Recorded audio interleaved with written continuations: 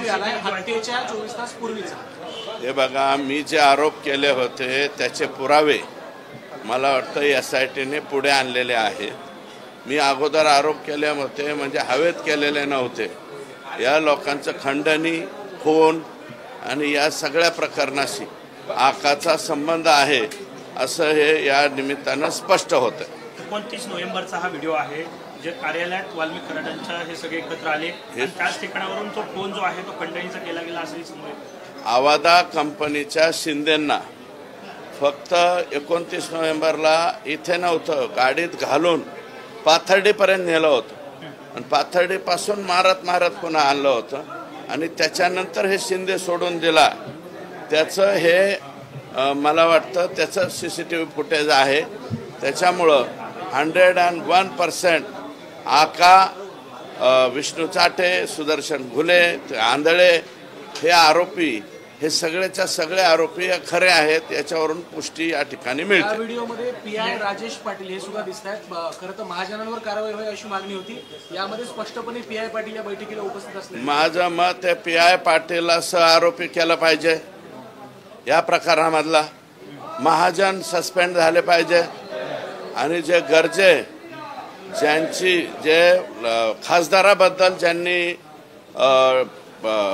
Tweet केलं होतं अतिशय चुकीचं, त्या गरजेंना सस्पेंड करून त्यांना पुण्याला न पाठवता जे पुण्याला घेतलेले त्याच्याऐवजी त्यांना गडचिरोली किंवा चंद्रपूरला पाठवलं पाहिजे।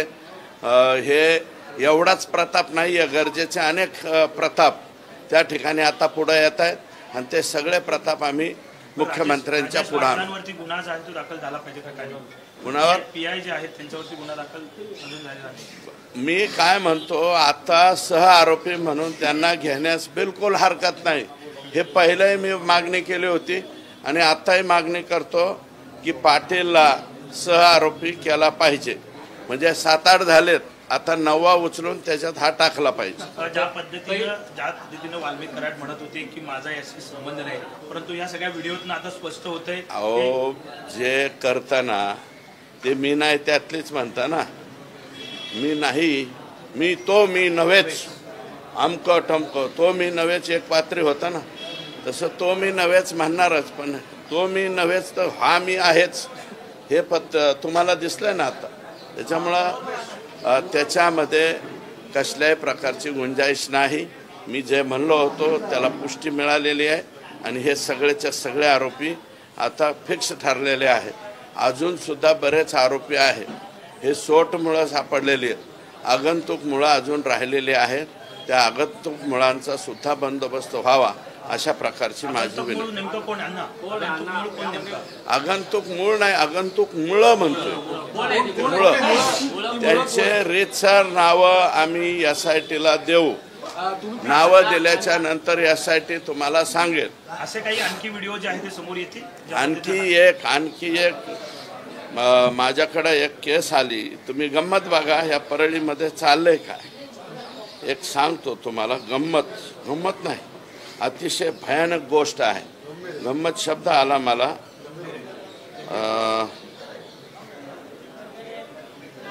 महादेव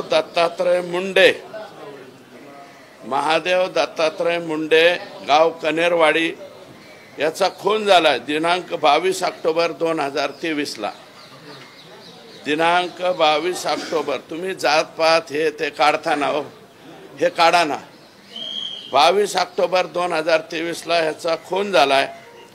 परळी वैद्यनाथच्या तहसीलच्या समोर खून झाला आणि प्रेत सापडलं त्याचं।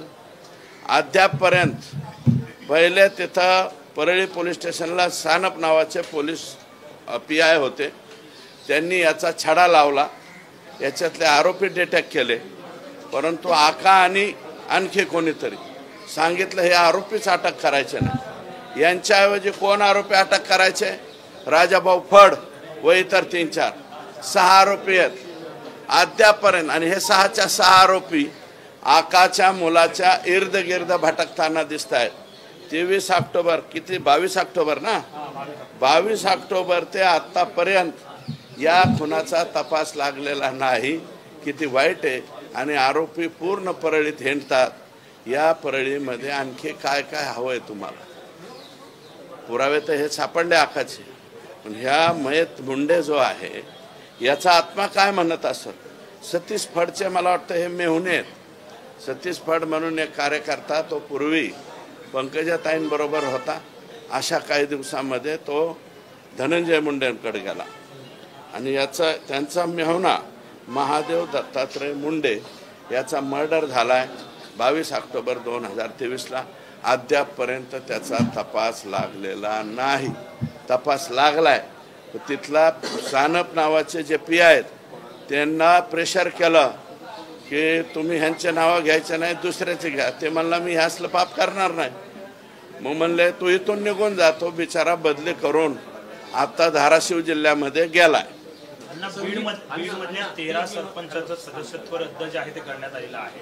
जात प्रमाणपत्र न दिल्याने ही कारवाई असे एकट्या जिल्ह्यातच नाही, सगळीकडेच होतात. ते जे वेळेच्या आत प्रमाणपत्र देत नाहीत का, त्यांना तारखा दिलेल्या आहेत सरकारने. कायदा बनवतो आपण. संगीत दिगोळेपासून संतोष देशमुख पर्यंत चेतना कळसेपासून संतोष देशमुख पर्यंत, आणि हा आता मी सांगितलेला मुंडे अजून तर त्याचा काहीच नाहीये. या सगळ्या पीडितांच्या कुटुंबियांची तुम्ही भेट घेणार असं म्हणाला होता. हा, पीक विमा माणिकराव कोकाटे असं म्हणाले की एखादी योजना भ्रष्ट म्हणता येणार नाही, थोड्या मोठ्या चुका होत असतात. हे योजना भ्रष्ट नाही, चुकीची नाही म्हणत आम्ही. योजना चांगली आहे, परंतु त्या योजनेच्या लॅकिनोचा गैरफायदा घेऊन मला असं कळलंय की समितीने 350 कोटी रुपये काहीतरी भ्रष्टाचार दाखवलाय. समिती, मुख्यमंत्र्यांना मी विनंती केलेली आहे की स्वतंत्र समिती नेमा. 350 कोटी नाही, हे 5000 कोटीचा घोटाळा निघेल. 5000 कोटीचा. आणि ही योजना बंद करावी का? अजिबात नाही. शेतकऱ्यांसाठी ही योजना चांगली आहे.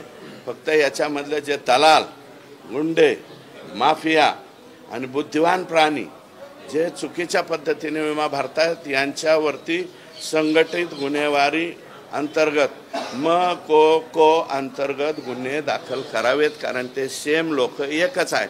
संपूर्ण महाराष्ट्रामध्ये पीक विमा भरणारी ही गँग आहे, ही टोळी आहे. या टोळीला को अंतर्गत कारवाई झाली पाहिजे असं माझं मत. आणि छोटी नाही आहे. बहुतेक कृषी मंत्र्यांना त्याची व्याप्ती माहीत नसेल. माझ्याकडे एवढे मोठे कागद गोळा झालेले तेवढे मी कृषी मंत्र्यांना द्यायला तयार आहे. हा पीक विम्याचा जो घोटाळा आहे, जो 1 रुपयामध्ये खरं तर पीक विमा काढला जातो, त्याचाच हा गैरफायदा म्हणायचा.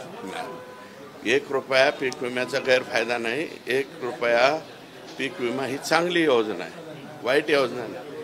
त्या योजनेचा लॅकिनो शोधून, त्यातलं मर्म असं काहीतरी शोधून या पहिल्यांदा ट्राय काय केलाय, सरकारी जमिनीवर विमा भरलाय, मग गायरान जमिनीवर भरलाय, नंतर आपल्या वन खात्याच्या जमिनीवर पैसा भरलाय, नंतर जलसंपदा विभागाच्या शिल्लक जमिनीवर विमा भरलाय.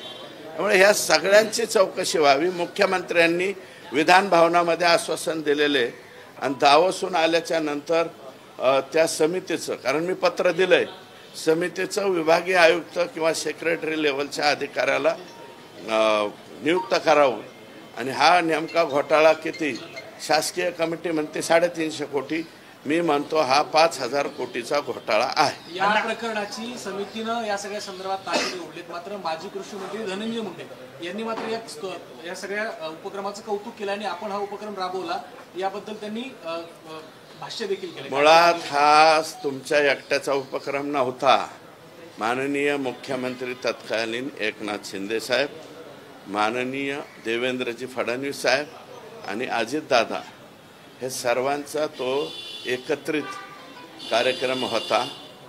आणि तुमचं सरकार गेल्याच्या नंतर पुन्हा आमचं सरकार आल्यावर ती योजना चालू झालेली आहे. तुम्ही त्याचं श्रेय घेऊ नये. तुमच्याच तालुक्यातल्या लोकांनी सगळीकडे विमा भरलाय. तुम्ही स्तुती ह्याची करताय आणि इकडं तुमचे लोक महाराष्ट्रभर विमा भरताय. याचा अर्थ काय? याचं त्यांनी उत्तर द्यावं. चेतना कळसे, संतोष देशमुख या सगळ्या हत्याकांडांच्या प्रकरणामधल्या पीडितांच्या कुटुंबियांना भेटणार असं तुम्ही म्हटलं होतं. मी परळीमध्ये जाणार तुम्ही असं म्हणाल. जाणार आहे ना, जायला वेळच नाही ना मिळाला. आता जाईल. आणि एक एक हा आता दत्तात्रय बिचारा कोण येतो मुंडे यांच्याही घरी जाईल. कोण मयत महादेव दत्तात्रय मुंडे, ज्याचा अजून खुनाचा तपास लागला नाही. ऑक्टोबर महिन्यापासून आतापर्यंत खुनी परळीत हिंडत आहेत आता.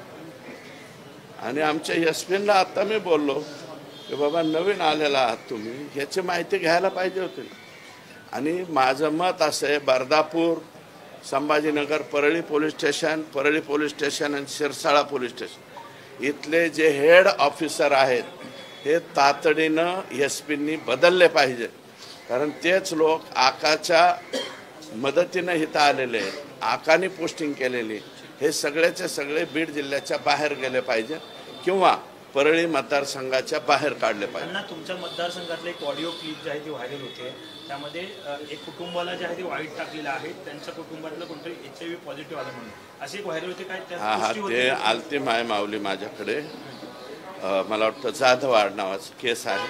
मी स्वतः PIला सांगितलंय. तो कोणी खालचा कर्मचारी आहे, त्यांनी ते नाटक केलंय. तर बीड सांगवी या गावचं आहे मला वाटतं. ती माझ्याकडे आलती. माझा PI, माझे DYSP दोघंही जण गेले आणि जे कोणी ह्यांनी अशा प्रकारचं पसरवलंय त्याच्यावरती ॲक्शन. थँक्यू.